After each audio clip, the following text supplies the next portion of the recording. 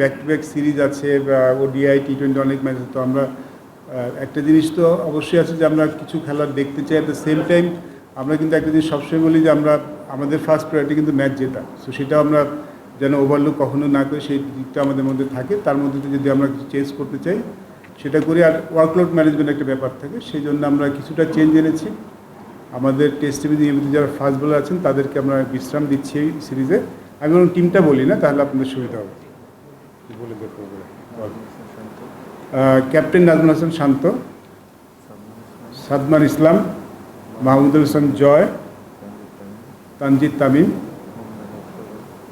মমিনুল হক সৌরভ, মুশফিকুর রহিম, লিটন কুমার দাস, তাইজুল ইসলাম, নাইম হাসান, খালেদ আহমেদ, ইবাদত হোসেন, হাসান মাহমুদ,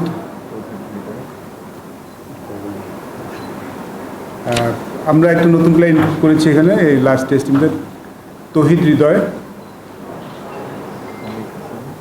অমিত হাসান।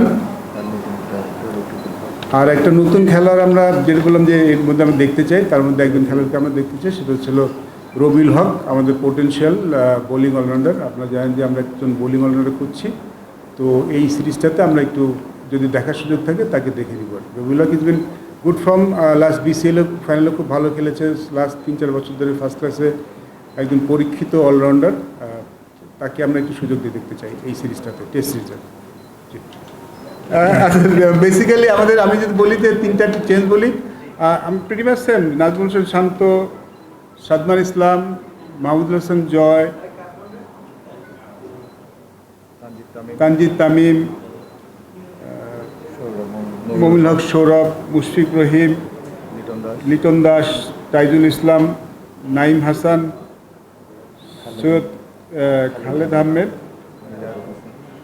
ইবাদত হোসেন চৌধুরী, হাসান মাহমুদ, তহিদ হৃদয়, অমিত হাসান, রবিউল হক। আমরা এখানে একটা যে আমাদের মেহেদি হাসান মিরাজ নেই, আমি একটু ব্যাখ্যা করে দিই। মেহেদি হাসান মিরাজ নেই বিকজ যেহেতু আমাদের দলে একজন অফ স্পিনার আছেন নাইম হাসান, তিনি আসলে খেলার সুযোগ পান না। এই সিরিজটাতে মিরাজের সাথে আমরা কথা বলেছি, তিনিও মনে করেন যে আমরা একটা এই সিরিজটা তিনি একটু বিশ্রাম নিতে চান।